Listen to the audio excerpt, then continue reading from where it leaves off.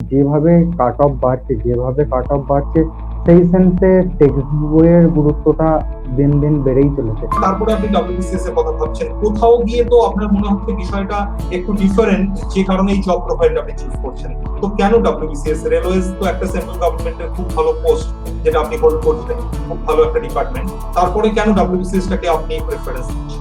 এই মাইন্ডসেটটাকে এখন চেঞ্জ না করলে পিএসসি দিনের পর দিন পিএসসির কাট অফ বাড়তেই থাকবে। আপনি ভাবতেই পারতেন যে দরকার নেই, আর ট্রাই করে কি লাভ? আর যখন এত ঝামেলা হচ্ছে, চারিদিকে মিডিয়া এত কথা বলছে, স্টুডেন্ট এত কথা বলছে, ডিমোটিভেটেড হয়ে যাচ্ছে মানুষজন, তারপরেও আপনি কিন্তু লাগাতার প্রিপারেশন নিয়ে গেছেন এবং একটা সাকসেসফুল হয়েছেন। কিভাবে এটা পসিবল?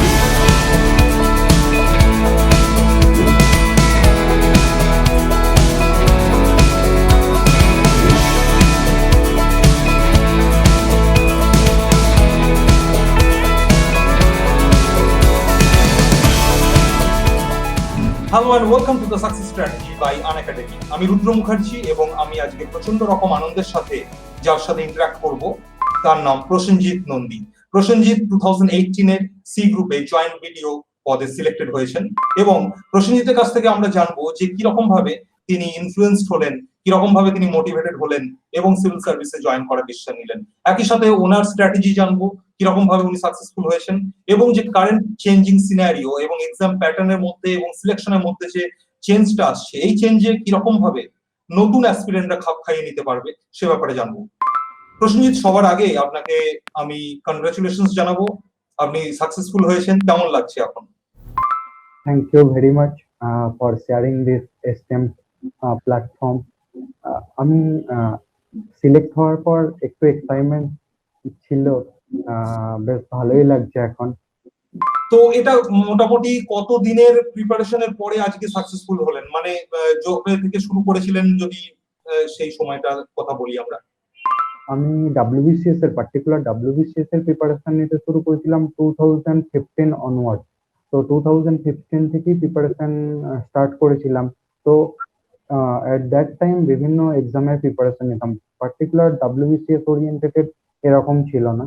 তো আমি 2016 থেকে অন সাইড মানে ডাব্লিউবিসিএস এর প্রিপারেশনটা ফুল স্টার্ট করেছি। তো তারপর 2017 প্রিলিমিনারি দিয়েছিলাম, 2018 প্রিলিমিনারি দিয়ে, 2019 প্রিলিমিনারি দিয়ে হয়েছে এবং 2020 মেন্স দেবো। গ্রেট। আমরা 2020 প্রসঙ্গে আসবো, কারণ 2020 এই রেজাল্ট বেরোলো এবং কাট অফ দেখতে পাচ্ছি অন্যান্য বছরের তুলনায় অনেকটাই হাই। সেখানেও আপনি যখন 2020 প্রিলিমস ক্লিয়ার করছেন, তখন আমরা অবশ্যই সেই স্ট্র্যাটেজি জানতে চাইবো। তবে তার আগে একটু পিছনের দিকে ফিরে যাব, একদম ছোটবেলার গল্পে। যখন আপনি স্কুলে পড়তেন সেই সময়ের কথা বলুন, কোথায় বড় হয়েছেন, কোন স্কুলে পড়েছেন, তারপরে কলেজে কি নিয়ে পড়াশোনা করেছেন? ওকে, ফার্স্ট অফ অল আমি বাঁকুড়া জেলার ইন্দাস থানার অন্তর্গত গ্রাম বিহারপুকুর গ্রামের বাসিন্দা। তো সেখান থেকে আমাকে স্কুল আমি গ্রামের স্কুলেই পড়াশোনা করেছি, তাজপুর ডিএনএস ইনস্টিটিউশন স্কুল থেকে মাধ্যমিক হায়ার সেকেন্ডারি পড়াশোনা করার পর আমি জয়েন্ট এন্ট্রান্সে through college of engineering and management কোলাঘাটে অ্যাডমিশন নিয়েছিলাম ইলেকট্রিক্যাল ইঞ্জিনিয়ারিং এর উপর। তো ইলেকট্রিক্যাল ইঞ্জিনিয়ারিং কমপ্লিট করার পর আমি অফ ক্যাম্পাসিং এ জব পাই। তো আইবিএম এ সিলেক্ট হয়েছিলাম, তারপর কগনিজেন্ট, দেন রেলওয়েতে জয়েন করি, এখন রেলওয়েতেই কাজ করছি। আহ, এখন ডাব্লিউবিসিএস এর সিলেকশন হয়েছে। তার মানে আপনি যদি প্রথম গভর্নমেন্ট জবের কথা বলেন, সেটা রেলওয়েজ আপনি ক্লিয়ার করেছেন। তো অবশ্যই। হ্যাঁ, সেই ক্ষেত্রে আপনার প্রিপারেশনটা, রেলওয়েজ এর প্রিপারেশন কতটা কাজে লাগলো ডাব্লিউবিসিএস এর জন্য? মানে আমার প্রশ্নটা হচ্ছে যে আপনি রেলওয়েজ থেকে যখন ডাব্লিউবিসিএস এ আবার ডিসাইড করলেন আপনি শিফট করবেন, তখন আপনাকে কতটা বেশি প্রিপেয়ার হতে হয়েছিল, নাকি অনেকটাই প্রিপারেশন আপনাকে হেল্প করেছিল? সেই মোমেন্টে আমার প্রিপারেশন শুরু হয়ে গিয়েছিল কলেজ থেকেই, কারণ আমি তখনই ভার্বাল রিজনিং, অবজেক্টিভ ম্যাথামেটিক্স এগুলোর উপর প্রিপারেশন নিতে শুরু করেছিলাম, যেহেতু প্রাইভেট কোম্পানি, ইভেন ইন্টারভিউটাও ইন্টিগ্রেটেড একটা প্রিপারেশন তখন থেকেই স্টার্ট হয়েছিল। তো তারপর রেলওয়েতে আমাকে অনেক কিছুই জেনারেল নলেজের উপর একটা বেস, স্ট্রং বেস তৈরি করতে হয়। তো সেই সেন্সে ডাব্লিউবিসিএস এর ক্ষেত্রে প্রিপারেশন নিতে গিয়ে অনেকটাই হেল্পফুল হয়েছিল ওই প্রিপারেশন গুলো। যেমন ইন্টারভিউয়ের ক্ষেত্রে অতটা হার্ডেল ফেস করতে হয়নি, যেহেতু অলরেডি আমার একটা এক্সপিরিয়েন্স ছিল যে দু তিনটে ইন্টারভিউ অ্যাপিয়ার হয়েছিলাম। ইভেন পিএসসি তেও আগে একটা ইন্টারভিউ অ্যাপিয়ার হয়েছিলাম। বাট প্রিপারেশন বলতে গেলে ডাব্লিউবিসিএস এর ইকোনমিক্স, কনস্টিটিউশন আর অপশনাল পেপারটাকে মেনলি ফোকাস করতে হয়েছিল। তার আগে general knowledge, current affairs, mathematics, reasoning এগুলোর প্রিপারেশন অনেকটাই আগিয়ে ছিল। তার মানে যে কোনো একটা এক্সামের কথা যদি ভাবি যেখানেতে জিকের পোর্শনটার উপরে স্ট্রেস দিতে হয়, যেটা ম্যাক্সিমাম পরীক্ষাতেই দেখতে পাই আমরা, সেই প্রিপারেশনটা বেশ কিছুটা অ্যাডভান্টেজ দেবে ডব্লিউবিসিএস এর জন্য। অবশ্যই অবশ্যই। ওকে, তো এই ক্ষেত্রে আমার প্রশ্ন একটা, যে আপনি যখন ডব্লিউবিসিএস এর জন্য ডিসিশন নিচ্ছেন, আপনি রেলওয়েজ এর থেকে আপনি অলরেডি সার্ভিসে আছেন, আপনার অভিজ্ঞতা হয়েছে যে ওখানে কিরকম কাজকর্ম হয়, এবং তারপরে আপনি ডব্লিউবিসিএস এর কথা ভাবছেন, কোথাও গিয়ে তো আপনার মনে হচ্ছে বিষয়টা একটু ডিফারেন্ট, যে কারণে এই জব প্রোফাইলটা আপনি চুজ করছেন। তো কেন ডব্লিউবিসিএস? রেলওয়েজ তো একটা সেন্ট্রাল গভর্নমেন্টের খুব ভালো পোস্ট যেটা আপনি হোল্ড করছেন, খুব ভালো একটা ডিপার্টমেন্ট, তারপরে কেন ডব্লিউবিসিএস টাকে আপনি প্রেফারেন্স দিচ্ছেন? ডাব্লিউবিসিএস অ্যাকচুয়ালি আমার কাছে একটা জবের থেকেও অনেক কিছু এক্সট্রা। ডাব্লিউবিসিএস থেকে আমি যেটা ভাবি, তো ডাব্লিউবিসিএস এ এক তো গভর্নমেন্ট জব, জব সিকিউরিটি আছে। দুই হচ্ছে একটা pride for serving the nation, serving the marginal people. Beneficial scheme গুলো নিডি মানুষদের কাছে পৌঁছে দেওয়া যেতে পারে উইথ অ্যাপ্রোপ্রিয়েট অথরিটি। তারপর একটা সেলফ লার্নিং সব challenging job field, multi dimensional challenging. সব থেকে বড় কথা হচ্ছে ডাব্লিউবিসিএস এর যে মাল্টি ডাইমেনশনাল অ্যাসপেক্ট, এটাই মেনলি প্রাইম রিজন ডাব্লিউবিসিএস এ আসার জন্য। ওকে, আমরা অনেক কিছু ব্যাপারে আলোচনা করব। ভিউয়ার্সদেরকে বলছি যে আজকের এই ডিসকাশনটা তোমাদের জন্য কেন হেল্পফুল হবে, বেশ কয়েকটা রিজন আছে। এক নম্বর ব্যাপার তো খুব কমন ব্যাপার, যে প্রসেনজিৎ আজকে একজন সাকসেসফুল টপার, একজন successful candidate, joint video crack করেছে এবং 8th র্যাঙ্ক সম্ভবত, তাই তো? Prosenjit 9th rank. তো এটার বাইরেও আরো বেশ কিছু রিজন আছে। এক নম্বর রিজন হচ্ছে যে প্রসেনজিৎ অলরেডি একটা সার্ভিসে আছেন, আজকে রেলওয়েতে আছেন, সেটা জন্য উনি প্রিপারেশন নিয়েছেন এবং সেটা ক্র্যাক করেছেন। তার মানে শুরুটা হয়েছিল কিন্তু 2015 আগে, নিশ্চয়ই। সেকেন্ড ব্যাপার সেটা হচ্ছে 2015 থেকে উনি সিরিয়াসলি ডব্লিউবিসিএস এর কথা ভাবেন, এবং আজকে 2018 ব্যাচের ডব্লিউবিসিএস হওয়া সত্ত্বেও 2020 শেষের দিকে এসে রেজাল্ট বেরোচ্ছে। তার মানে এই 15 থেকে 20 এই 5টা বছরের একটা লম্বা জার্নি প্রসেনজিৎ গো থ্রু করেছেন।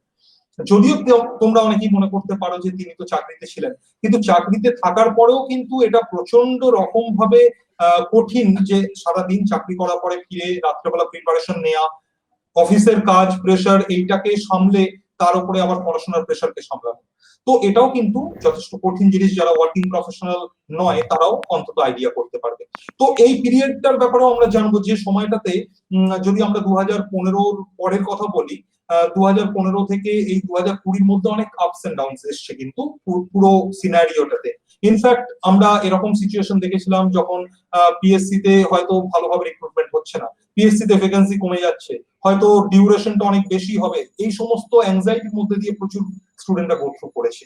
তো প্রসেনজিৎ তো তাদের মধ্যে একজন। তো আমি জানতে চাইবো প্রসেনজিৎ, যে এই সময়টা কিরকম ভাবে আপনি মোটিভেটেড ছিলেন, কিরকম ভাবে ফোকাস ধরে রেখেছিলেন এবং পড়াশোনা চালিয়ে গেছেন? আপনার কাছে একটা সেটেলড একটা হয়ে যাওয়ার একটা কিন্তু কন্ডিশন ছিল, আপনি রেলেতে অলরেডি জব করছিলেন বা এখনো করছেন, আপনি ভাবতেই পারতেন যে দরকার নেই আর ট্রাই করে কি লাভ, আর যখন এত ঝামেলা হচ্ছে, চারিদিকে মিডিয়া এত কথা বলছে, স্টুডেন্ট এত কথা বলছে, ডিমোটিভেটেড হয়ে যাচ্ছে মানুষজন, তারপরেও আপনি কিন্তু লাগাতার প্রিপারেশন নিয়ে গেছেন এবং আজকে সাকসেসফুল হয়েছেন।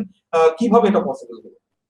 অ্যাকচুয়ালি রেলওয়েতে জব করার পরেও আমার মেনলি রেলওয়েতে শিফটিং ডিউটি ছিল। তো প্রথমের দিকে একটু চ্যালেঞ্জিং, প্রিপারেশনটা একটু চ্যালেঞ্জিং ছিল। মেনটেন মানে শিফটিং ডিউটি মেনটেন করার পর পড়াশোনা চালিয়ে যাওয়া খুবই প্রবলেম হয়ে যাচ্ছিল। বাট একটা ইন্টারেস্ট, একটা ডাব্লিউবিসিএস এর যে প্রাইড, ডাব্লিউবিসিএস এর যে ডাইভার্সিফাইড ওয়ার্ক ফিল্ড, এটাই মেন রিজন ছিল প্রিপারেশন গো থ্রু করার। প্রিপারেশন গো থ্রু যদি না করতাম, সেই মাঝে যদি এই বিভিন্ন নিউজ দেখে এই জিনিসগুলো যদি প্রিপারেশনের মোটিভেশন হারিয়ে ফেলতাম। ওই কারণে তাহলে প্রবলেম বাড়তো, বই কমতো না।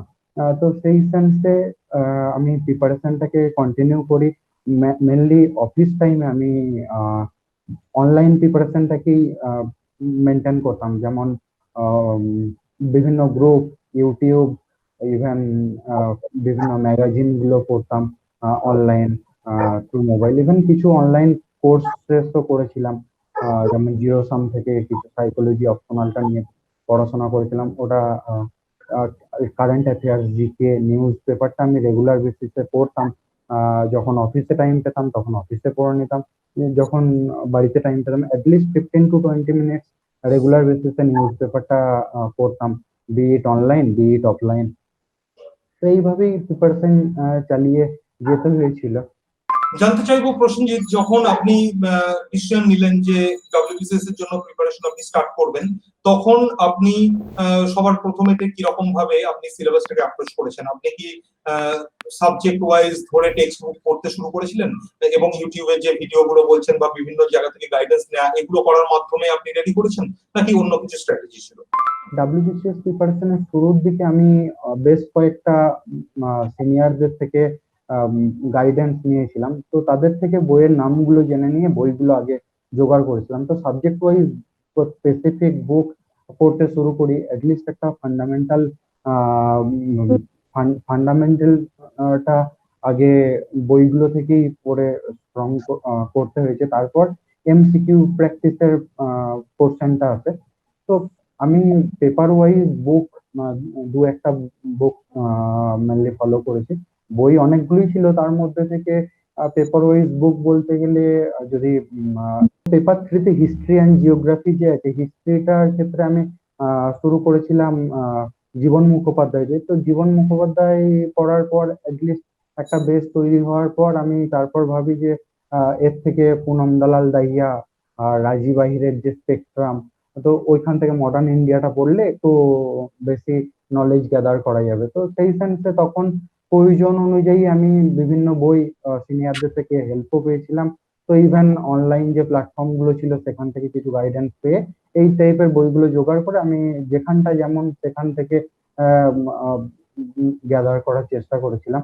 তো পেপার থ্রিটার ক্ষেত্রে যেমন হিস্ট্রি জিওগ্রাফি, তাহলে জিওগ্রাফিটা মেনলি পড়েছিলাম মাজিদ হোসেনের বই থেকে। আর আপনার ঘোষ মিশ্র বলে একটা বেঙ্গলি ভার্সনের বই আছে, তো ওটা থেকে ওল্ড সিলেবাস ঘোষ মিশ্রর বইটা থেকে জিওগ্রাফিটা তুলেছিলাম।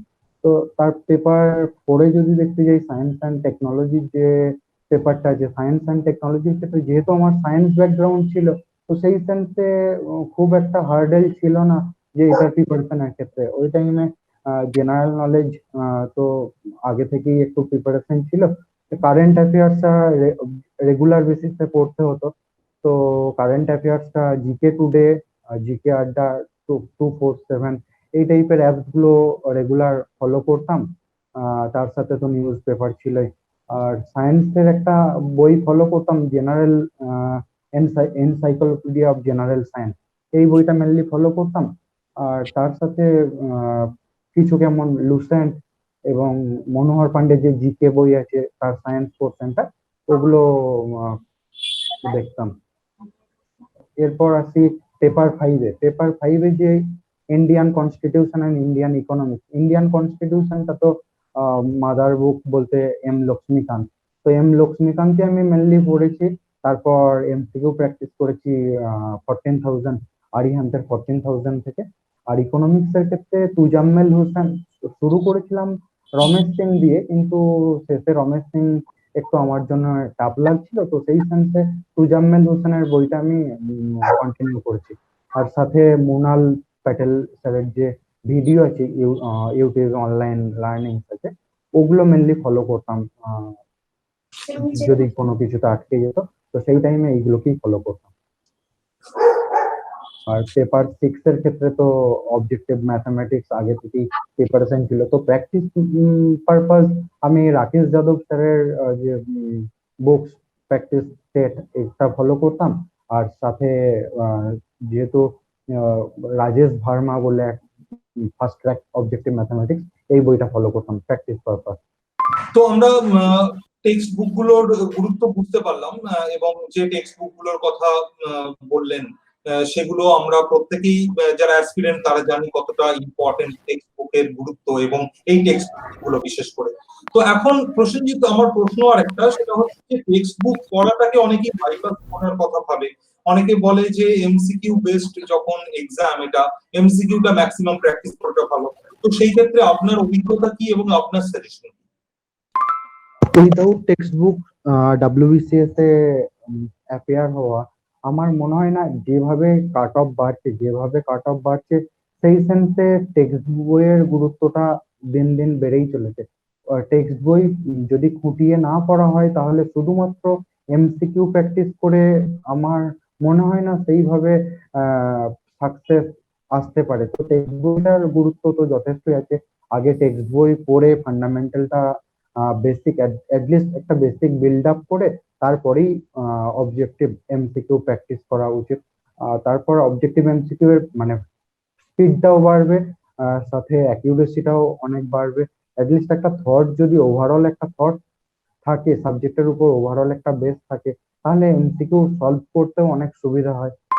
এমসিকিউ সলভ করার জন্য আপনি কি ধরনের মেথড সাজেস্ট করবেন? যে বই থেকে এমসিকিউ সাজেস্ট কর, মানে এমসিকিউ সলভ করা উচিত স্টুডেন্টদের, নাকি অনলাইনে বিভিন্ন ওয়েবসাইট অ্যাভেলেবল বা অ্যাপ অ্যাভেলেবল, বা আপনি কিভাবে করেছেন সেটা যদি বলেন? আমি মেনলি বই থেকেই বেশি করেছিলাম। আরিহান্তে যে 14,000 এমসিকিউ অবজেক্টিভ এমসিকিউ এর বুকস আছে, ওটা থেকে পার ডে যেই চ্যাপ্টারটা পড়লাম, যেই পার্টিকুলার চ্যাপ্টারটা যেদিন পড়লাম, সেদিন চেষ্টা করতাম যে সেই চ্যাপ্টারের ওরিয়েন্টেড যে এমসিকিউ সেগুলোকে সলভ করে নেওয়ার।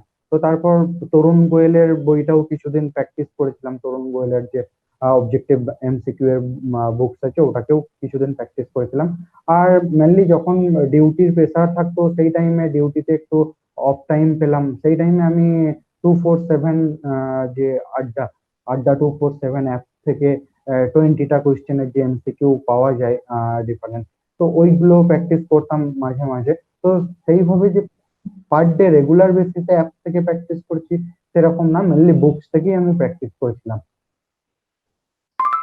যখন এমসিকিউ প্র্যাকটিস করার কথা আসছে তখন দেখা যাচ্ছে যে স্টুডেন্টরা অনেক ক্ষেত্রেই এমসিকিউ গুলো সলভ করতে যেগুলো পারছে না সেগুলো উত্তর দেখছে এবং মনে রাখছে। পরবর্তীকালে দেখা যাচ্ছে যে অনেক বেশি এমসিকিউ করার জন্য সেই চেনা এমসিকিউ গুলোই পরীক্ষা ভুল করে আসছে। এটা কেন হয় বলে মনে হয়, বা এইটাকে কি রকম ভাবে অ্যাভয়েড করা যায়? আমার ক্ষেত্রেও এরকম অনেকবার হয়েছে। আমি এমসিকিউ প্র্যাকটিস করার পর যদি বাই চান্স কোনো এমসিকিউ ভুল হলো, কিংবা আমার কোনো আইডিয়া নেই সেই এমসিকিউ আনসার সম্পর্কে, তো সেই টাইমে আমি ফার্স্ট আনসার দেখতাম। আনসার দেখে ওটার উপর মানে পার্টিকুলার ওই কোন চ্যাপ্টার থেকে আছে সাবজেক্টটা, মানে বুকটা বুকটা ওই পোর্শনটা পড়ে নিতাম। অ্যাটলিস্ট একটা ওভারভিউ থাকতো, কিংবা কখনো কখনো উইকি থেকে দেখেছি, গুগল করে নিয়েছি যে হ্যাঁ ওই পার্টিকুলার ওই টপিকটা কিসের উপর, লিস্ট একটা ব্রিফ আইডিয়া থাকবে। তো শুধুমাত্র আনসারটা দেখে নিলাম, আনসারটা দাগিয়ে দিলাম, হয়ে গেল, এরকম ভাবে আমার মনে হয় না ওটা লং টার্মের জন্য মেমোরিতে থাকবে। তো সেই সেন্সে একটা ব্রিফ আইডিয়া যদি ওটা সম্পর্কে নেওয়া যায় তাহলে আমার মনে হয় অনেকদিন ওটা স্টে করবে মেমোরিতে। প্রসেনজিৎ, এই বছরের এমসিকিউ এর কথা যখন হচ্ছে, কাট অফের কথা যখন হচ্ছে, আমরা যদি এই বছরের 2020 প্রিলিমস এর কোয়েশ্চেন পেপারটার কথা বলি, এই কোয়েশ্চেন পেপারটা আপনার মতে কি রকম ছিল? মানে এটা স্ট্যান্ডার্ড যদি বলি, মডারেট ছিল না হাই ছিল না ইজি ছিল? আপনার ওভারঅল অ্যাসেসমেন্ট কি? যদিও আমি অনেকদিন থেকেই প্রিলি দিয়ে আসছি, তো প্রত্যেকবারই প্রিলি অ্যাজ ইউজুয়াল ক্লিয়ার হয়ে যায়। তো সেই সেন্সে কোয়েশ্চেনটা আমার কাছে খুব একটা টাফ লাগেনি, কারণ এর আগেও আমি ইন্টিগ্রেটেড প্রিপারেশন যেহেতু আমার একটা ছিল, মেন্স প্রিলি একসাথে আমি নিতাম, সেই সেন্সে আমার কাছে প্রিলির প্রিপারেশনটা যে স্পেশাল কিছু এফোর্ট দিতে হয়েছিল সেরকম ব্যাপার না। আমার কাছে অতটা হার্ড লাগেনি কোয়েশ্চেন পেপার। তো আর অ্যাজ ইউজুয়াল আমি প্রত্যেকবারই আমি যতটা পারবো, এরকম যে 105 110 কাট অফ হবে বলে আমি 115ই করে আসবো কি 120 করে আসবো, এরকম করতাম না। যতটা আমি পারবো সেই বেসিসেই করে আসতাম।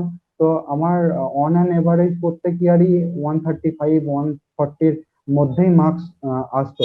তো সেই সেন্সে এবারেও খুব একটা প্রবলেম ওই কারণেই হয়নি। তো আমার এবারেও 135 প্লাস, মানে অ্যাকর্ডিং টু পিএসসি আনসার কি 135 প্লাস মার্কস এসেছিল আমার। অনেক স্টুডেন্টের কাছে আমি এই কথাটা বলতে শুনছি যে ভ্যাকেন্সি এও সত্যি কম, এটাও মানতে হবে। যদি গত বছরের তুলনায় দেখি, গত বছরের তুলনায় অনেক কম। মানে এই বছরেতে যা স্টুডেন্টকে সিলেক্ট করা হয়েছে প্রিলিমসে, গত বছরে তার অ্যাটলিস্ট 5 টাইমস সিলেক্ট করা হয়েছিল। 5 টাইমস না হলে অ্যাটলিস্ট 4 টাইমস সিলেক্ট করা। তো কাট অফও প্রচন্ড হাই লাস্ট কয়েক বছরের তুলনায় যদি আমরা দেখি। তো সেইটার জন্য স্টুডেন্টরা বলতে চাইছে যে আমাদের সিলেক্ট না হওয়ার পিছনে এটা একটা বড় রিজন। অফকোর্স যখন আমাদের বেশি স্টুডেন্টকে নেওয়া হচ্ছে তাহলে প্রবাবিলিটি বেড়ে যাচ্ছে, এটা ঠিক কথা, সায়েন্টিফিক্যালি ক্যালকুলেশন যদি আমরা করি। বা কাট অফ কম হইলেও অনেক স্টুডেন্ট অ্যালাউড হয়ে যাচ্ছে। কিন্তু কোয়েশ্চেনটা সেটা না, আমাদের হাতে এটা নেই, গভর্নমেন্ট এটা ডিসাইড করবে, বিএসসি ডিসাইড করবে যে কত কাট অফ রাখবে বা কতজনকে রিক্রুট করবে। তো এই ক্ষেত্রে আমি তাও চাইবো যে আপনার কাছ থেকে স্টুডেন্টদের তরফে একটা মেসেজ যাক, স্টুডেন্টদের প্রতি একটা মেসেজ যাক। আপনার কি মনে হয় এই ধরনের যে চিন্তা ভাবনা স্টুডেন্টরা করছে, এটার জন্য আপনি কি করবেন? আমার মনে হয় রিসেন্ট পিএসসির যে সিনারিও, সেই সিনারিওতে ওই পার্টিকুলার ওই মাইন্ডসেটটাকে চেঞ্জ করতে হবে যে আমার ওই 115 থেকে 20-র মধ্যে বা 110 থেকে 120-র মধ্যেই কাট অফ থাকবে, এইটাকে গোল সেট করে এগিয়ে যাওয়া। এই মাইন্ডসেটটাকে এখন চেঞ্জ না করলে পিএসসি দিনের পর দিন পিএসসির কাট অফ বাড়তেই থাকবে।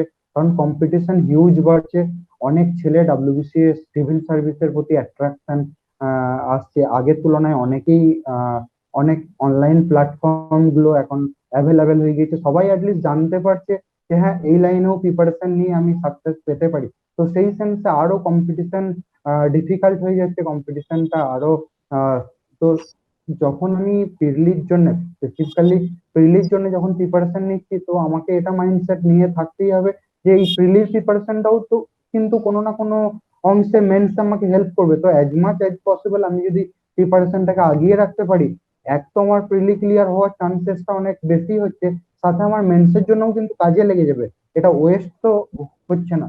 তো সেই সেন্স আমি বলবো এবছর যা কাট অফ এসছে, সেই কাট অফটার দিকে না থাকে, হয়তো পরের বছর এর থেকেও বেশি কাট অফ আসতে পারে।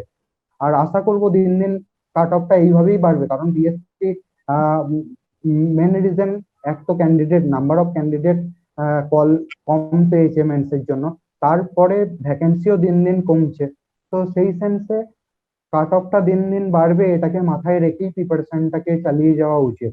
আর এমসিকিউ প্র্যাকটিস ওইভাবেই করা উচিত যে আমি, যদিও টাইমটা এখানে প্রিলির ক্ষেত্রে টাইমটা কোনো ভাইটাল ফ্যাক্টর থাকে না, মেনলি কত আমি অ্যাটেম্প্ট করতে পারছি সেটাই মেন রিজন, ফ্যাক্ট থাকে যে কত আমি অ্যাটেম্প্ট করতে পারছি। তো সেই সেন্সে আমার মনে হয় যতটা পসিবল তুমি আনসার করতে পারবে, আনসার করে আসা উচিত। অনেকের ক্ষেত্রেই আমি দেখেছি, আমার কয়েকটা বন্ধু, আমার ফ্রেন্ড সার্কেলে কিছু আছে যারা ডাব্লিউবিসিএস এর জন্য প্রিপারেশন নিচ্ছে, তাদেরও মাথায় কোনো না কোনো ভাবে এরকম একটা আইডিয়া আমি শুনেছি, তো যে এর বেশি তো কাট অফ হবে না, তাহলে আমি 125-এর বেশি অ্যাটেম্প্ট করবো না, আমি সেফ জোনেই থাকা ভালো, ফালতু দাগাতে গিয়ে ভুল হয়ে আসবে। ঠিক আছে, দাগাতে গিয়ে ভুল হয়ে আসবে এটা তো একটা ডিমেরিটস আছে, কিন্তু আমি যখন দেখছি যে আমার দিন দিন কাট অফ বাড়ছে, তো সেই সেন্সে আমি কিভাবে ডিসিশন নিয়ে নিতে পারবো যে 125-এর নিচেই কাট অফ থাকবে,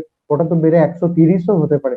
আজ 127 আছে, কালকে 130 প্লাস হবে না, এর তো কোনো সিওরিটি নেই। তো সেই সেন্সে আমাকে সবসময় অ্যাডভান্স ভেবেই আগাতে হবে যে আমি as much as possible attempt করতে পারবো, পজিটিভ অ্যাটেম্প্ট করতে পারবো, সেটাই বেটার। অবশ্যই ভিউয়ার্সদেরকে বলবো যে প্রসেনজিৎ কিন্তু যতবার প্রিলিমস দিয়েছে প্রত্যেকবারে ক্লিয়ার করেছে। তার মানে কোথাও গিয়ে প্রসেনজিতের যে স্ট্র্যাটেজি আছে সেটা কিন্তু একটা sound strategy, scientifically prove strategy, এবং সেটা প্র্যাকটিক্যালি দেখা গেছে কাজে লাগছে। এবং প্রসেনজিতের বক্তব্যটা খুব ক্লিয়ার যে প্রিলিমসে আমি যদি বেশি কাট অফের কথা ভেবে পড়তে যাই তাহলে প্রবলেম, আমি যদি ভাবি যে এটা মেন্সে প্রিপারেশনে হেল্প করবে, সেম নলেজটাই কাজে লাগছে যেহেতু সাবজেক্ট গুলো ওভারল্যাপিং, তাই কিন্তু এটা করলে আমরা কিন্তু প্রিলিমসও ইজিলি ক্লিয়ার করতে পারবো, একই সাথে মেন্সেও আমরা অ্যাডভান্টেজ পাবো। এখন এইটা থেকে আমার একটা কোয়েশ্চেন যেটা মনে আসছে প্রসেনজিৎ, সেটা হচ্ছে যে অনেক স্টুডেন্ট যারা প্রিলিমস খুব সহজেই ক্লিয়ার করে দেয়, হয়তো 2-4 বছর পরীক্ষা দিয়েছে ক্লিয়ার করেছে, দেখা যাচ্ছে মেন্স কোথাও গিয়ে ক্লিয়ার করতে পারছে না। কতটা ডিফারেন্ট প্রিলিমস আর মেন্স এর ডেপথ এর মধ্যে, এইটা জানতে চাইবো। প্রিলির থেকে মেন্সের বেস মানে স্ট্রং বেস তো মেন্সে চাই। তো মেন্সের ক্ষেত্রে প্রিপারেশনের মেন স্ট্র্যাটেজি আমি যেটা ফলো করছিলাম, একটা ডেপথ সাবজেক্টিভ যে বই বুকস গুলো আছে, বুক ধরে ধরে চ্যাপ্টার ওয়াইজ একটা বেস তৈরি করা। তো কারণ মেন্সে কোথা থেকে কোয়েশ্চেন আসে, কিভাবে কোয়েশ্চেন আসে, যেমন 2018-এ কনস্টিটিউশন থেকে হঠাৎ করে কেস গুলো নিয়ে কোয়েশ্চেন চলে এলো। তো ওই কেস আগে কিন্তু কোনোদিন আসেনি। তো অনেকেই অ্যাটেম্প্ট করতে পারেনি, ইভেন আমিও অনেক অ্যাটেম্প্ট করতে পারিনি। বাট তাও যদি বইগুলো পড়া থাকে লাইন বাই লাইন, তাহলে অনেকটাই হেল্প পাওয়া যায় যে কোশ্চেন যেখান থেকেই আসুক না কেন, অ্যাটলিস্ট একটা সার্টেন মার্কস আমি তুলতে পারবো। তো প্রিলির ক্ষেত্রে যেটা কি উপরে উপরে পড়লে হয়ে যায়, সাবজেক্টে কিছু এমসিকিউ প্র্যাকটিস করলাম, কিছু বিগত 10 to 15 ইয়ার্সের কোয়েশ্চেন সলভ করলাম, কোয়েশ্চেন পেপার সলভ করলাম, সেখান থেকে অনেক কোয়েশ্চেন কমনও আসে। তো সেই সেন্সে প্রিলি হয়তো সহজেই উতরে যাওয়া যেতে পারে। বাট মেন্সের ক্ষেত্রে একটা বেসিক বেসিক স্ট্র্যাটেজি ফলো করতেই হবে, যে বইগুলো আগে ভালো করে পড়ে তারপর একটা এমসিকিউ প্র্যাকটিসের উপর জোর দিতে হবে। না হলে মেন্স ক্লিয়ার করার ক্ষেত্রে একটু প্রবলেম, কারণ মেন্সের কাট অফ তো আস্তে আস্তে সেইভাবেই বাড়ছে। ইভেন গ্রুপ সির কাট অফ 2018-এ প্রায় 690 অ্যাভাব ছিল। তো সেই সেন্সে মেন্সের যে paper wise cut off, paper wise যে অ্যাটেম্প, সেগুলোকেও বাড়াতে হবে। তো পেপার ওয়াইজ অ্যাটেম্প বাড়াতে গেলে বই পড়া ছাড়া তো দ্বিতীয় কোনো অপশন আমি এই মুহূর্তে খুঁজে পাচ্ছি না। যখন মেন্সের কথা বলবো, তখন মেন্সে দুটো জায়গা প্রচন্ড রকম ভাবে vital, apart from the MCQ, কারণ ওই এমসিকিউ সেম প্যাটার্নটা আমরা ফলো করছি প্রিলিমসেতে। এবং তারপরে এসে দেখছি যে ম্যাথ এন্ড জিআই এর পেপারটা কিন্তু একটা ক্রুশিয়াল রোল প্লে করছে, কারণ ওটা এমসিকিউ বেসড হওয়া সত্ত্বেও ওটাতে স্কোরেবিলিটি অনেক বেশি। একই অবশ্যই। সাথে বাংলা ইংরাজি বা যে কোনো ল্যাঙ্গুয়েজ পেপার যেই নিচ্ছে, বাংলা ছাড়াও যে যে ল্যাঙ্গুয়েজ গুলো আছে সেই পেপারটা এবং ইংলিশ, এই দুটো জায়গাটাও কিন্তু আবার একটু ডিফারেন্ট, এবং এটাও একটা রোল প্লে করবে, আইদার পজিটিভ রোল প্লে করবে না negative, depending on our performance. তো সেই ক্ষেত্রে আমি দুটোর ক্ষেত্রে আলাদা করে স্ট্র্যাটেজি জিজ্ঞাসা করবো যে ল্যাঙ্গুয়েজ পেপারের জন্য স্ট্র্যাটেজি কি হওয়া উচিত, স্টুডেন্টদের কিরকম ভাবে তারা প্র্যাকটিস করবে, কিভাবে রেডি হবে, কারণ প্যাটার্নটা সম্পূর্ণ নতুন, একটা হঠাৎ করে ডেসক্রিপটিভ পোর্শন। তো ডেসক্রিপটিভ পেপারের ক্ষেত্রে মেনলি পেপার ওয়ান আর পেপার টু। তো পেপার ওয়ানের ক্ষেত্রে পেপার ওয়ান পেপার টু যে আলাদাভাবে প্রিপারেশন নিতে হবে সেরকম কোনো ব্যাপার নেই। মেনলি আমি যেটা ফলো করতাম, আমি কিছু প্র্যাকটিস সেট করেছিলাম প্রিভিয়াস ইয়ারের কোয়েশ্চেন থেকে। অ্যাটলিস্ট একটা স্ক্র্যাচ, একটা ফরম্যাট সবাইকারেরই মোটামুটি প্রিপেয়ার করা থাকে, যে হ্যাঁ যদি আমি রিপোর্ট রাইটিং লিখি এই টাইপের একটা ফরম্যাট হবে। তো ফরম্যাট তো সবাইকার মোর অর লেস জানা। তো আমি কি করতাম, আমি মেনলি নিউজ পেপারটা, এডিটোরিয়াল কলামটা, আমি টাইমস অফ ইন্ডিয়ার এডিটোরিয়াল কলামটা রেগুলার বেসিসে পড়তাম। তো সেখান থেকে জেনারেল ইস্যু, মানে ইন জেনারেল যে ইস্যু গুলো এখন রিসেন্ট পাস্টে ঘটে চলেছে, সেগুলোর উপর একটা ব্রিফ আইডিয়া ওখান থেকে পাওয়া যেত। তার সাথে কন্টেন্ট, কন্টেন্ট ল্যাঙ্গুয়েজটা একটা লুসিড ল্যাঙ্গুয়েজে লেখার ব্যাপারটা, আর সাথে থট, যদি ঠিকঠাক থট থাকে, তো সেই সেন্সে ল্যাঙ্গুয়েজ পেপারে মার্কস তোলা কিন্তু খুব একটা চাপের না। কারণ এই ইংলিশ বেঙ্গলি দুটোর ক্ষেত্রে আহ, যদি একটা সেম সেম টাইপের স্ট্র্যাটেজি নেওয়া যায়, যে আমি প্রতিবেদন যেটা লিখছি সেটাই রিপোর্টের ক্ষেত্রে কাজে লেগে যাবে, তো সেখানে আমার ট্রান্সলেশন বেঙ্গলি টু ইংলিশ, এই ট্রান্সলেশনটাও আমার অনেক ক্ষেত্রে হেল্প হয়ে যাচ্ছে। তো সেই সেন্সে আমি এডিটোরিয়াল সেকশনটা পড়ার কথা বলবো। আর সেকেন্ডলি প্র্যাকটিস, মানে যে মেন্সে দুদিন আগে থেকে আমি প্র্যাকটিস শুরু করলাম, ডেসক্রিপটিভ পেপার গুলো লিখে ফেললাম, এইভাবে মনে হয় না যাওয়াটা উচিত হবে। কারণ কিছুদিন আগে থেকেই প্র্যাকটিসটা শুরু করলে অ্যাটলিস্ট সাবজেক্ট, মানে লেখাতে একটা মোশন আছে, যে হ্যাঁ আমি লিখে উদ্ধার, লেখাটার উপর লেখাটা লিখলাম, তারপর একটু পড়লাম, দেখলাম যে কন্টেন্ট ঠিক আছে কিনা, কিংবা কোনো যদি গাইড পাওয়া যায় তাকে দিয়ে একটু রিভিউ করিয়ে নিলাম। তো এইভাবে এক্সেল করা যেতে পারে ল্যাঙ্গুয়েজ পেপার গুলোর উপর। আর তার সাথে আমি যেটা বলবো, পেপারের অ্যাস্থেটিক ভিউটা, মার্জিন দিয়ে একটু ভালো করে গুছিয়ে লেখা। বা সাপোজ আমার ক্ষেত্রে যেটা খুব প্রবলেম হতো, অনেকদিন যেহেতু বাংলা টাচে ছিলাম না, সেই সেন্সে বেঙ্গলি ডেসক্রিপটিভ পেপারটা লিখতে যে কিছু কিছু স্পেলিং, কিছু কিছু বানান আমার মনে হতো যে না, এটা ভুল হওয়ার চান্স আছে। তো সেই সেন্স আমি পিছন রাফে একটু লিখে নিলাম যে হ্যাঁ, এটার ক্ষেত্রে এটা হতে পারে। তো সেটাকে তারপর মেনে আনলাম। মানে কোনোভাবেই অ্যাস্থেটিক ভিউটার উপর হ্যাম্পার করা চলবে না। অ্যাটলিস্ট কাটাকুটি এগুলো যতটা পারা যায় অ্যাভয়েড করে চলা উচিত। তার সাথে মার্জিন দিয়ে খাতাটাকে একটু সুন্দরভাবে সাজিয়ে লেখা। তার সাথে যে আহ, আমি রাফ বানাচ্ছি, সেখানে রাফেতেই আমি একটা থটসটা যে পয়েন্ট 1, নাম্বার 2, নাম্বার 3 করে থটস গুলোকে যদি লিখে রাখি, তো সেই থটসটাকে এখানে লিখতে গেলে অনেক সুবিধা পাওয়া যেতে পারে। আদারওয়াইজ আমি মনে যেটা এলো লিখে দিলাম, সেই সেন্সে লেখার পরে আমি যখন নিজে পড়তে যাব রিভিশনের টাইমে, সেই সেন্সে আমার মনে হতেই পারে যে এটা আগে হওয়া উচিত ছিল, এটা পরে হওয়া উচিত ছিল। এই প্রবলেমটা থেকে উদ্ধার হওয়ার জন্য আগে রাফ ওয়ার্কটা একটু ভালো করে করে নিতে হবে, কারণ টাইম এনাফ থাকে।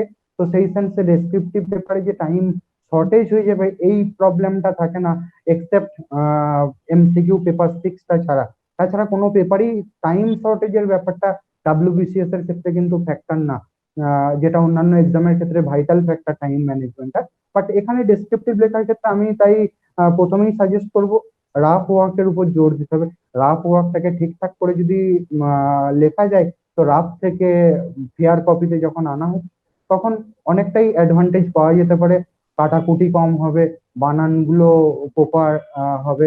আহ, তার সাথে সাথে জ্যোতিচিহ্ন, বাংলার ক্ষেত্রে জ্যোতিচিহ্ন আর এই জিনিসগুলোর ব্যবহার ঠিকঠাক করে করলে এক্সামিনারের পক্ষে অনেকটাই সুবিধা হয়। থটসটাও বুঝতে পারে যে কি বোঝাতে চাই, যদি মানে পাংচুয়েশনের পজিশন চেঞ্জে মিনিং, সেন্টেন্সের মিনিংটাই চেঞ্জ হয়ে যেতে পারে। তো সেই সেন্সে পাংচুয়েশন, স্পেলিং মিস্টেক এগুলো যতটা সম্ভব আহ, যাতে ভুল কম হয় সেদিকে লক্ষ্য রাখতে হবে। তার সাথে সাথে কারেন্ট টপিকস গুলোর উপর একটা ওভারঅল আইডিয়া রাখতে হবে, যে রিসেন্ট যে বার্নিং টপিক গুলো যেগুলো আসতে পারে, প্রবাবল বার্নিং টপিক গুলো, ওগুলোকে যদি একটু পড়ে নেওয়া যায়, কি রেগুলার বেসিসে পেপারটা ফলো করা যায়, যে রিসেন্ট কি কি ঘটনা ঘটছে, কি রকম টাইপের কোশ্চেন আসতে পারে, তাহলে একটা আইডিয়া পাওয়া যেতে পারে। তো সেই সেন্সে এগুলো করলে আমার মনে হয় না ডেসক্রিপটিভ পেপারটা খুব একটা টাফ হয়ে যাবে। কারণ আমরা অলরেডি মাধ্যমিকে এই জিনিসগুলো, ক্লাস 9, 10-এ এই জিনিসগুলো করে এসেছি। তো সেই সেন্সে মনে হয় না ডাব্লিউবিসিএস এর জন্য স্পেশাল অন্যান্য বই পড়তে হবে। প্র্যাকটিসটা করে যেতে হবে, তার সাথে সাথে রিসেন্ট টপিকস গুলোর উপর একটা নলেজ গ্যাদার করে রাখতে হবে, কিছু ডেটা কালেক্ট করে রাখতে হবে। তার সাথে সাথে কারেন্ট অ্যাফেয়ার্স যখন পড়ছি, সেখানে যে স্পেসিফিক ডেটাগুলো পাচ্ছি, সেই ডেটাগুলো যদি এর ভিতরে ইনকর্পোরেট করা যায়, তো সেখানে আহ, মানে কোয়ালিটিটা, রাইটিং কোয়ালিটিটা অনেকটা বেটার হবে। এইভাবে ডেসক্রিপটিভটার স্ট্র্যাটেজি যদি নেওয়া যায়, আমার মনে হয় মার্কস ওঠাতে খুব একটা প্রবলেম ফেস করতে হবে না। এবং আমরা যদি পেপার 6 এর কথা বলি, পেপার 6 এর ক্ষেত্রে আর্টস এর ব্যাকগ্রাউন্ডের স্টুডেন্ট যারা বা কমার্স ব্যাকগ্রাউন্ডের স্টুডেন্ট, তারা খুব একটা অ্যাডভান্টেজ পায় না, কারণ পেপার 6 এ সায়েন্সের স্টুডেন্টরা বেটার পারফর্ম করবে খুব স্বাভাবিকভাবে। এবং অনেক ক্ষেত্রেই দেখা যাচ্ছে যে এইখানেতে স্কোরের একটা হিউজ ডিফারেন্স তৈরি হয়ে যাচ্ছে। তো যারা নন সায়েন্স ব্যাকগ্রাউন্ড স্টুডেন্ট, তাদের প্রতি আপনার সাজেশন কি, কিরকম ভাবে পেপার 6 রেডি করবে? আমি সায়েন্স আর্টস ব্যাকগ্রাউন্ড, মানে আমি নিজে সায়েন্স ব্যাকগ্রাউন্ডের ছেলে। তো সেই সেন্সে আমি একটা কথাই অ্যাসপিরেন্টদের উদ্দেশ্যে বলবো, আগে নিজের স্ট্রেংথ আর উইকনেসটা জাজ করতে হবে, যে আমার স্ট্রেংথ কিসে আছে, উইকনেস কিসে আছে। আমার ক্ষেত্রে আমার paper 6 strength, but paper 3 weakness. তো সেই সেন্স আমি পেপার 3-র উপর যতটা ইম্পর্টেন্স দেব, আমি যদি ভাবি যে পেপার 3-তে আমার 130 মার্কসের বেশি আমার জাস্ট 130 অ্যাটেম্প করব, সেইভাবে প্রিপারেশন নেবো। তো সেই সেন্সে যে আর্টস ব্যাকগ্রাউন্ডের ছেলে, তো তার ক্ষেত্রে কিন্তু পেপার 3-তে 130টাকে বেস লাইন বানালে মুশকিলে পড়বে, কারণ সে অলরেডি পেপার 6-এ অতটা মার্কস তুলতে পারছে না। সেই সেন্সে তার পেপার 3টা যেখানে স্ট্রেংথ, কি পেপার 5টা যেখানে স্ট্রেংথ, সেখানে তাকে অনেকটাই অ্যাডভান্সমেন্ট, তাকে অনেকটাই মার্কস তুলে রাখতে হবে, যে তার যদি মনে হয় যে আমার পেপার 6টা উইকনেস আছে। বাট ম্যাথামেটিক্স যেটা আছে সেটা ক্লাস 9-10 এর উপর বেস করেই ম্যাক্সিমাম ম্যাথামেটিক্সটা আছে।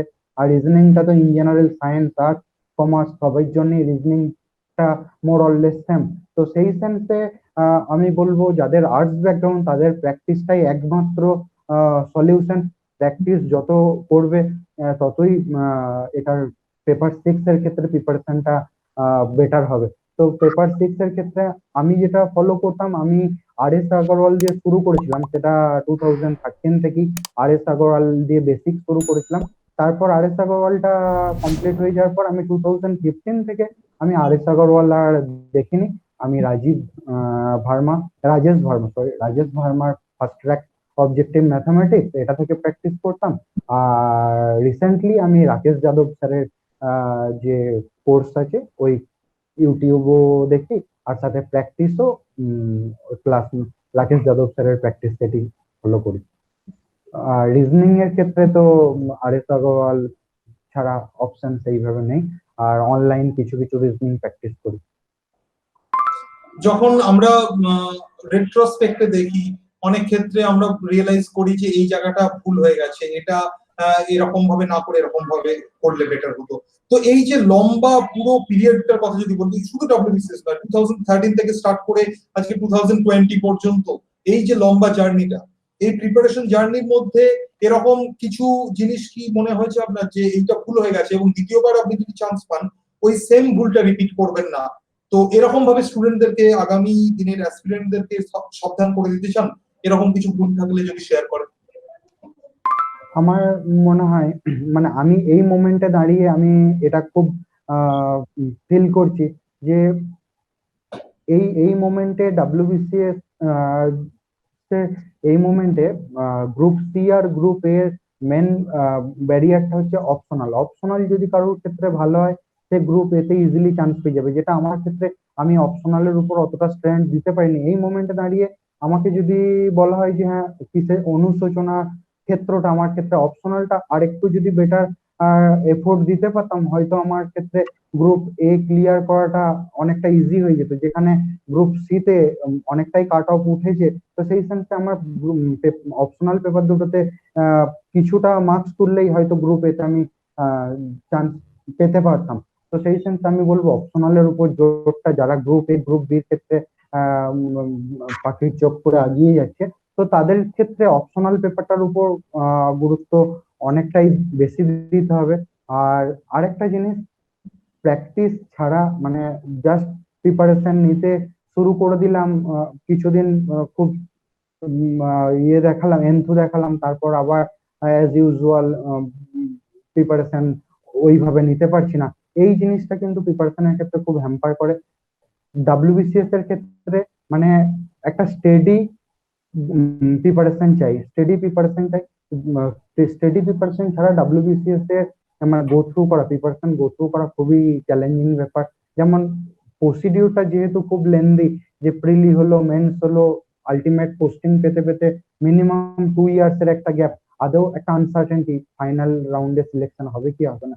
তো সেই সেন্স আমি প্রিলি ক্লিয়ার করলাম, তারপরেই প্রিপারেশন স্টপ করে দিলাম যে হ্যাঁ মেন্স প্রিলি ক্লিয়ার হলে মেন্সের প্রিপারেশন দেখা যাবে। এই জিনিসটা আমার ক্ষেত্রে 2015-এ কাজ করেছিল, তো ওই কারণে আমি 2016 মেন্সই কোয়ালিফাই করতে পারিনি।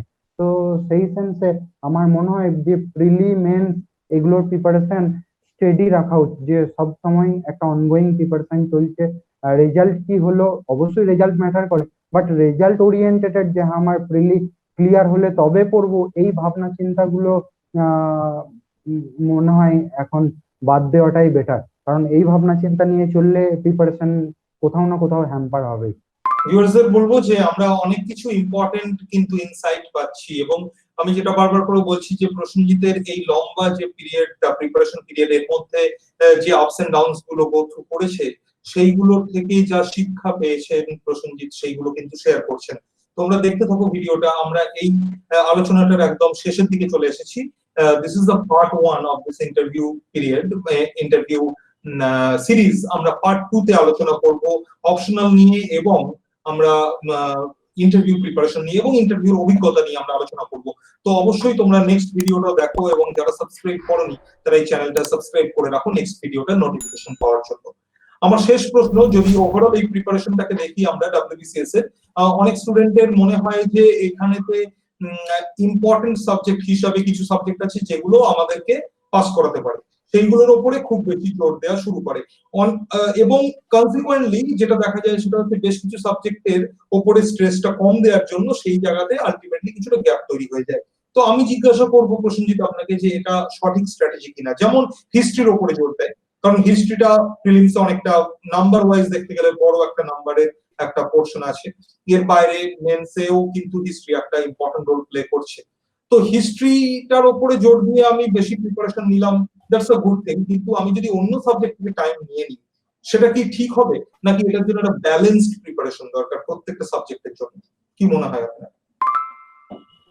যেহেতু ডাব্লিউবিসিএস এর সেকশনাল কাট অফ নেই, তো সেই সেন্সে আমার স্ট্রেংথ ওয়াইজ আমাকে সাবজেক্ট চুজ করতে হবে যে কোন সাবজেক্টে আমি বেটার স্কোর করতে পারবো। মানে আমার টাইম লিমিট, মানে আমার প্রিপারেশনের টাইম লিমিটেড, যে আমি কতটা এফোর্ট দিতে পারছি। আমি 24 ঘন্টার মধ্যে তো 26 ঘন্টা পড়াশোনা করা পসিবল না। তো সেই সেন্সে মানে আমি কোনটাতে অল্প স্মার্ট প্রিপারেশন যেটাকে বলবো, তো কোনটার উপর অল্প মানে কম এফোর্ট দিয়ে বেশি আউটপুট পেতে পারি, তো সেটাকেই আমাকে স্ট্রেংথ বানিয়ে চলতে হবে। কেউ যদি আর্টস ব্যাকগ্রাউন্ডে থেকে থাকে, তার ক্ষেত্রে হিস্ট্রি জিওগ্রাফি যদি স্কোরিং পেপার হয়, তো সে তার অলরেডি যদি বেস থাকে হিস্ট্রি জিওগ্রাফির উপর, তার ক্ষেত্রে হিস্ট্রি জিওগ্রাফি পড়ে সেখান থেকে মার্কস তোলাটা বেটার হবে। আমার ক্ষেত্রে ম্যাথ সায়েন্স টেকনোলজির ব্যাপারটা আমার ক্ষেত্রে ইজি লাগে, তো আমি যদি ভাবি যে 0.5 ঘন্টা বেশি দিলে আমি ম্যাথস অ্যান্ড পেপার 4 আর পেপার 6-এ বেটার মার্কস পেতে পারবো 0.5 ঘন্টা বেশি দিলে, সেখানে ওই 20 মার্কসের জন্য যদি হিস্ট্রিতে আমাকে 20 মার্কস বেশি তুলতে হয়, তো হিস্ট্রির উপর আমাকে মিনিমাম হলো 3 to 4 আওয়ার্স এক্সট্রা দিতে হবে। তো সেই সেন্সে আমি যেখানে আদৌ মানে ½ অ্যান আওয়ার লাগছে সেটাকেই আমি চুজ করবো, যে হ্যাঁ অল্প টাইম দিয়ে আমি ওখান থেকে বেশি আউটপুট পেতে পারি। বাট কখনোই একটা সাবজেক্টকে অ্যাভয়েড করে যাওয়াটা বুদ্ধিমানের কাজ হবে না, কারণ যে হাই কাট অফের সিনারিও আসছে, সেখানে একটা সাবজেক্টকে পুরোপুরি আমি ছেড়ে দিয়ে অন্য অন্য সাবজেক্ট গুলোর উপর স্ট্রেন দিলাম, সেখানে কিন্তু প্রবলেমটাই বেশি হয়ে যাবে। তাই কম্প্যাক্ট প্রিপারেশন বলতে প্রত্যেক সাবজেক্টকেই ইম্পর্টেন্স দিতে হবে। কোনোটার ক্ষেত্রে 80%, তো কোনোটার ক্ষেত্রে 85%। তো এই টাইপের প্রিপারেশন নিলে আমার মনে হয় বেটার হবে। যে শুধুমাত্র যে হিস্ট্রি জিওগ্রাফি জানে আর্টস ব্যাকগ্রাউন্ড, সে পুরোপুরি ম্যাথসটাকে বাইপাস করে গেল, তার ক্ষেত্রে কিন্তু সত্যি অর্থেই মেন্স কোয়ালিফাই করাটা প্রবলেমেটিক হয়ে যাবে। কারণ প্রত্যেকটার ওয়েটেজ যেখানে 200 মার্কস আছে, আর পেপার গুলোতে মিনিমাম হলেও 65%-এর উপর কাট অফের ক্ষেত্রে 65% এমসিকিউ পেপারে মিনিমাম 60 to 65% না পেলে সেই সেন্সে কাট অফ ক্লিয়ার করা মুশকিল হয়ে যাচ্ছে। আর যেমন 200 পেপারসে 200 মার্কসের পেপারে প্রত্যেক পেপারে অন অ্যান এভারেজ 130 to 135 না পেলে মানে মেন্স কোয়ালিফাই করাটাই চ্যালেঞ্জিং হয়ে যাবে। ওকে প্রসেনজিৎ, আমরা নেক্সট পর্বে আলোচনা করব অপশনাল নিয়ে, অপশনাল স্ট্র্যাটেজি নিয়ে। ভিউয়ার্সদের বলবো যে তোমরা অবশ্যই পরের এপিসোডটাও দেখো, যেখানে আনসার রাইটিং এর ব্যাপারে কিছু সাজেশন আমরা প্রসেনজিতের কাছ থেকে পাবো। এর বাইরেও আমরা জানতে পারবো অপশনাল কিভাবে নিতে হয়। প্রসেনজিতের অপশনাল ছিল সাইকোলজি। তো এই সমস্ত ব্যাপার নিয়ে আমরা আলোচনা করবো এবং ইন্টারভিউ প্রিপারেশন কিরকম ভাবে নেওয়া উচিত এবং প্রসেনজিতের ইন্টারভিউর অভিজ্ঞতা জানবো। এই পর্বটা এখানে আমরা শেষ করছি। নেক্সট পর্বে আমরা আলোচনা করবো এগুলো নিয়ে। যাওয়ার আগে জিজ্ঞাসা করবো প্রসেনজিৎ, আজকে আপনি সাকসেসফুল, অলরেডি আপনি একটা সার্ভিসে ছিলেন, সেখানেও সাকসেসফুল হয়েছেন, কিন্তু আবার নতুন করে আপনি ডাব্লিউবিসিএস যেটা আপনার ড্রিম সেটা আপনি ক্র্যাক করছেন সেই এক্সাম, এবং জয়েন্ট ভিডিও হিসেবে সিলেক্টেড হচ্ছেন। তো এরপরে আপনার লাইফেতে আপনি যেটা অ্যাচিভ করতে চেয়েছিলেন আপনি পেয়ে গেছেন, আপনি অ্যাডমিনিস্ট্রেশনে আসবেন। তো এই সাকসেসের ক্রেডিট কাদের দেবেন? কাদের নাম আজকে না পড়লে আপনার সাকসেসটা ইনকমপ্লিট হয়ে যাবে? আমার সাকসেসের পিছনে মেনলি আমার ফ্যামিলি, স্পেশালি বাবা মা আর ভাই, এদেরকেই ক্রেডিট দিতে হলে এদেরকেই ক্রেডিট দিতে হয়। কারণ আমার প্রিপারেশন টাইমে তারাই আমার সবসময় পাশে ছিল, মোটিভেশন তারাই জুগিয়েছে। আর কিছু কিছু স্পেশাল টিচার আছে যাদের, আর ফ্রেন্ড আছে যাদের নাম না বললেই না, যেমন তানভীর হোসেন, ও খুব প্রিপারেশনের টাইমে খুব হেল্প করেছে। আহ, কিছু টিচার আছে যেমন আমি মাহিন্দ্রাতে যখন ম্যাথ প্র্যাকটিস কিছুদিন করেছিলাম, তো মাহিন্দ্রার কিছু টিচার আছে যারা খুব হেল্পফুল ছিলেন, মানে অ্যাটলিস্ট ট্রিকি সলিউশন কিভাবে আগাতে হয় সেই জিনিসগুলো ওনারা হাতে ধরে শিখিয়ে দিয়েছিলেন। তো তাদেরকেও থ্যাঙ্কস বলবো। আহ, আর বাস। আমরা আপনার জন্য অনেক শুভেচ্ছা রাখছি, ভিউয়ার্সদের তরফ থেকেও অনেক শুভেচ্ছা, যাতে করে আপনি যে ড্রিমটা অ্যাচিভ করতে পেরেছেন সেটাকে প্রপারলি এক্সিকিউট করতে পারেন। আমরা নেক্সট এপিসোডে আবার আলোচনা করছি। থ্যাংক ইউ ভিউয়ার্স, তোমরা প্রত্যেকে এই চ্যানেলটা সাবস্ক্রাইব করে রাখো and stay tuned at the success strategy.